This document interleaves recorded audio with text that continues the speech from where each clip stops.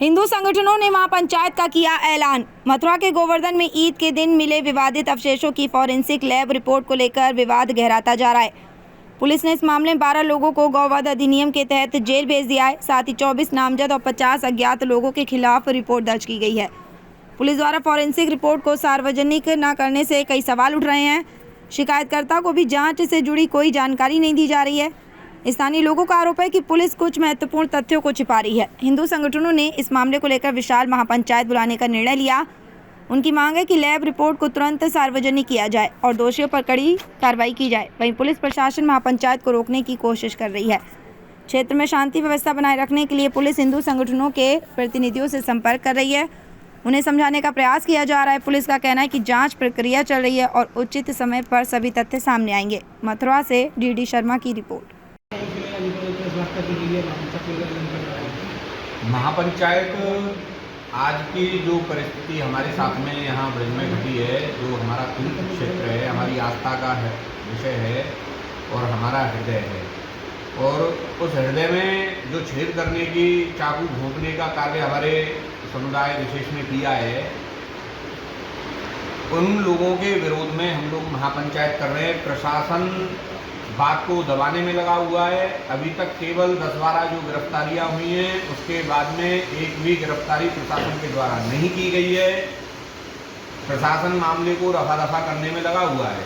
उसके 2 दिन 3 दिन बाद वहां दोबारा उसी घटना की पुनरावृत्ति की गई थी। मास्क फेंका गया था। उन महिलाओं की वीडियो CCTV फुटेज हमने प्रशासन को मुहैया कराए, सत्यापन हुआ, प्रशासन को मास्क भी बरामद कराया गया। उसके बावजूद उन महिलाओं को अभी तक नहीं उठाया गया है। तो इसका मतलब यही है कि वो बार बार हमको चैलेंज कर रहे हैं। और माननीय मुख्यमंत्री जी से निवेदन है कि ये लोग जिस जिस देश में जिस जिस धरती पे रहते हैं, वहाँ विवादों की स्थिति बनी रहती है, दंगे फसाद की स्थिति बनी रहती है। हमारा जो सनातन धर्मी हिंदू भाई बंधु हैं, वो किसी भी प्रकार की हिंसा नहीं करते हैं। इन लोगों के साथ में भी हिंसा नहीं की गई है। यहाँ ये लोग सुरक्षित है, महसूस करते हैं अपने आप को, पर हम लोग इनके रहते हुए सुरक्षित नहीं है। ना हमारी बहन बेटियाँ सुरक्षित हैं, ना हमारा धर्म सुरक्षित है, ना हमारे घर द्वार सुरक्षित है, ना हमारा धर्म सुरक्षित है।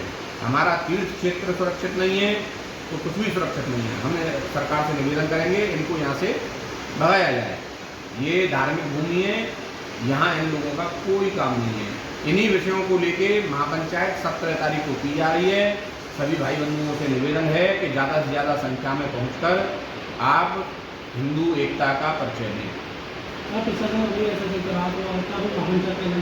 उसके बाद में प्रदर्शन किया जाएगा। अगर महापंचायत के बाद में भी अगर प्रशासन इन लोगों के खिलाफ कार्रवाई नहीं करता है, कल भी हम प्रशासनिक अधिकारियों से मुलाकात हुई तो वो हमसे जब कह रहे थे, हमने उनसे फिर कहा कि एक गाय अगर काटी है, मान लो कम से कम ही मान के चलते हैं, हो सकता है ज़्यादा कटी हो गाय।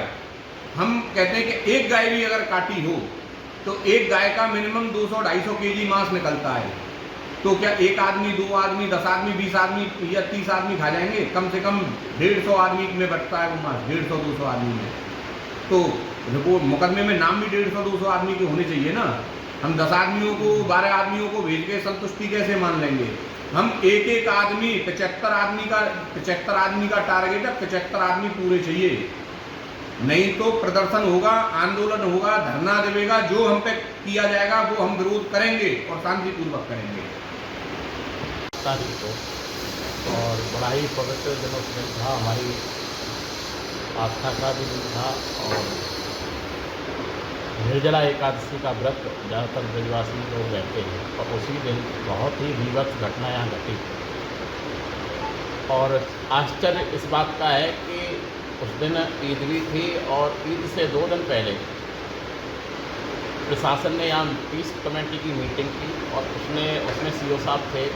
तो CO साहब ने स्पष्ट तौर पे कहा था कि गोवर्धन एक धार्मिक तीर्थ स्थल है, एक प्रतिबंधित क्षेत्र है, और शासन का आदेश है कि प्रतिबंधित क्षेत्र में किसी भी प्रकार के पशु की कुर्बानी यहाँ नहीं दी जाएगी।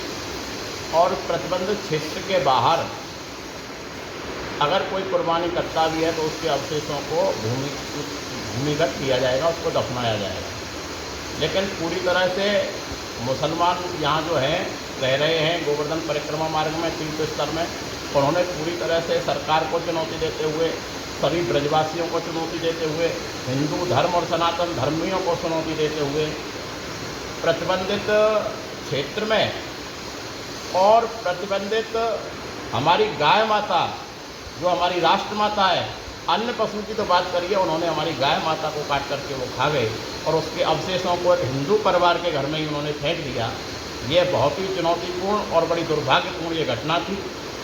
उसको लेकर के गौरक्षकों ने, सभी सनातन हिंदू समाज के युवाओं ने और सभी साधु संतों ने उसका पुरजोर विरोध किया। FIR दर्ज हुई, 74 लोगों के खिलाफ FIR दर्ज हुई, जिसमें लगभग 25 लोग नामजद हैं, कुछ उसमें अज्ञात हैं।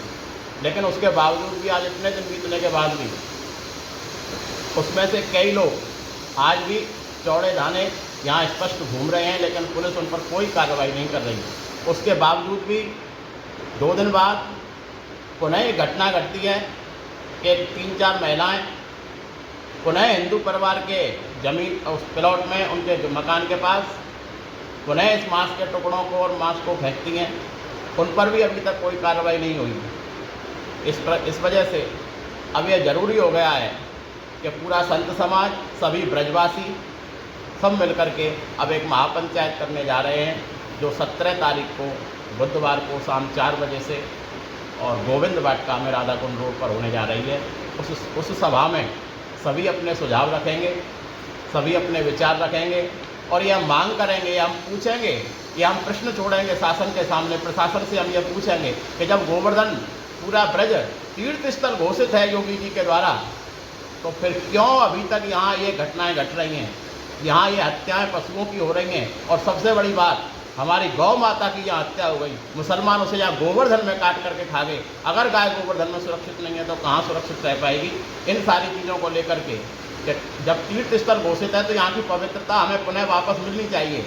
ऐसा क्यों नहीं है? किसके दबाव में प्रशासन यहाँ काम कर रहा है? क्यों यहाँ की सही जानकारी, इस तरह की घटनाएं यहाँ हो रही हैं, वो क्यों योगी जी तक नहीं पहुँच पा रही हैं? आपके माध्यम से, इस महासभा के माध्यम से हम योगी जी सरकार को चेताना चाहते हैं कि हमारे ब्रज की पवित्रता हमें पुनः वापस दीजिए। इसी विषय को लेकर के हमारी महापंचायत ये हो रही है और हम आपके माध्यम से ये सबसे आह्वान करते हैं सभी हिंदू सनातन वीरों से कि वो 17 तारीख को शाम 4 बजे समय से पहले यहाँ पहुँचें और अपनी एकता का परिचय दें।